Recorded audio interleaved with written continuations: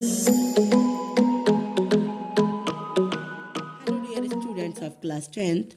आज आपकी पाठ्य पुस्तक संचयन से तीसरी कहानी है टोपी शुक्ला, उसको पढ़ेंगे।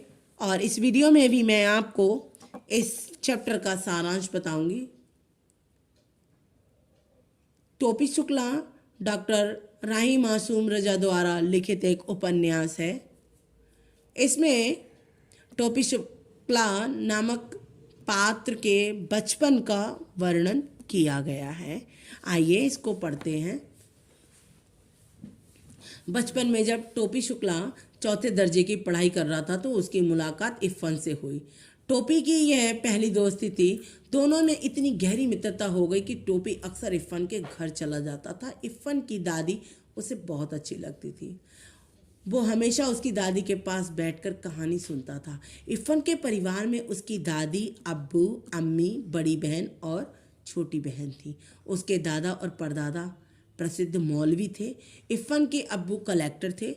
परिवार समृद्ध था। सारे परिवार में इरफान को अपनी दादी बहुत अच्छी लगती थी। इरफान की दादी पूरब की रहने वाली थी और उनकी शादी लखनऊ में हुई तो काफ़ी असुविधाओं का उन्हें सामना करना पड़ा। इरफान के दादा मौलवी थे। घर में अनेक तरह के बंधन थे। दादी एक जमींदार की बेटी थी, भरे पूरे घर से आई थी, खूब दूध घी खाया था, मगर लखनऊ आकर इन सब चीज़ों को तरस गई। शादी ब्याह में गाने बजाने का शौक था, मगर मौलवी के घर में इन बातों की मनाही थी। दादी हमेशा पूर्वी बोली बोलती थी। इरफान के अब्बू चाहते थे इरफान ये गवारू बोली ना बोले, क्योंकि वो दादी को सुनकर बोलता था। परंतु उसके अब्बू चाहते थे कि इरफान ये बोली ना बोले, मगर इरफान था कि दादी की बोली बोलने में उसे बहुत मज़ा आता था। दादी की यही बोली टोपी को भी बहुत अच्छी लगती थी। टोपी शुक्ला को भी बहुत अच्छी लगती थी। इस बोली के कारण ही टोपी के घर में हंगामा हो गया। बलभद्र नारायण शुक्ला टोपी का पूरा नाम था। उसके परिवार में भी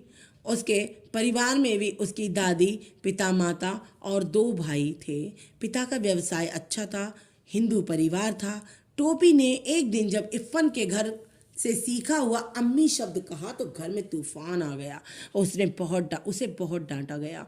टोपी की दादी सुभद्रा देवी बड़ी कड़क मिजाज थी। टोपी को बिल्कुल भी अच्छी नहीं लगती थी। अपनी दादी अच्छी नहीं लगती थी, लेकिन इरफान की दादी टोपी को बहुत पसंद थी और अपनी दादी अच्छी नहीं लगती थी। अक्सर घर में टोपी शुक्ला की डांट पड़ती थी।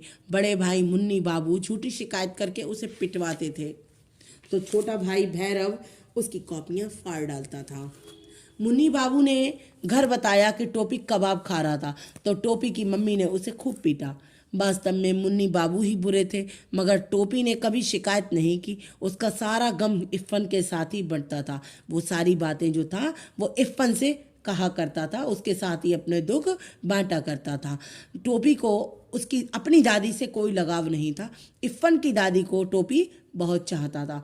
जब इरफान की दादी का देहांत हुआ तो बहुत उदास हुआ। इरफान से बोला कि तेरी दादी की जगह मेरी दादी क्यों नहीं मर गई, और ये कहकर दोनों इरफान और टोपी खूब रोए।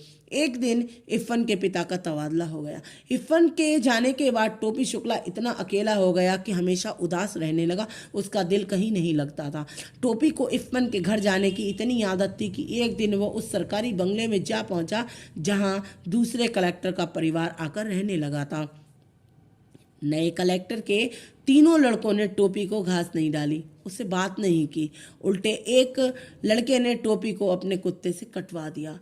टोपी को पेट में 7 सुइयां लगी। घर बाहर सभी से उदास टोपी को घर की नौकरानी भली लगती थी। वह बूढ़ी नौकरानी भी उसका दर्द समझती थी, इसलिए वह अक्सर टोपी को समझाती थी।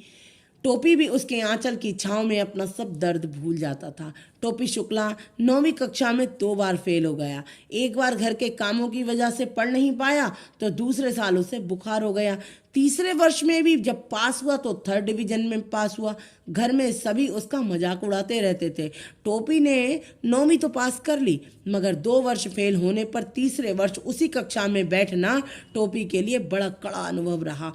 वो अक्सर विद्यार्थियों के मजाक का पात्र बन जाता था। सभी बच्चे उसकी मजाक बनाया करते थे। अध्यापक अभिभावक भी जो थे वो अक्सर उसका उदाहरण देकर उसके दर्द को बढ़ाया करते थे। टोपी को उनकी बातों से बहुत तकलीफ होती थी। सारे छात्र उससे उम्र में काफ़ी छोटे थे, अतः उसका कोई भी दोस्त नहीं बन पाया और जिससे वो अपने दिल की बात कर सकता। तीसरे वर्ष टोपी ने निश्चय किया कि चाहे बुखार हो या कोई परेशानी आए, उसे पास तो होना ही है। उसी वर्ष उसके पिता चुनाव में खड़े हो गए। उन्हें चुनाव में तो सफलता नहीं मिली, मगर टोपी के लिए घर का वातावरण पढ़ने लायक नहीं रह गया। फिर भी उसने मेहनत की और टोपी 3rd डिवीजन में पास हो गया। इसके साथ ही आपकी ये कहानी का समापन होता है। आशा करती हूँ कि आपको ये सारांश समझ में आया होगा। धन्यवाद।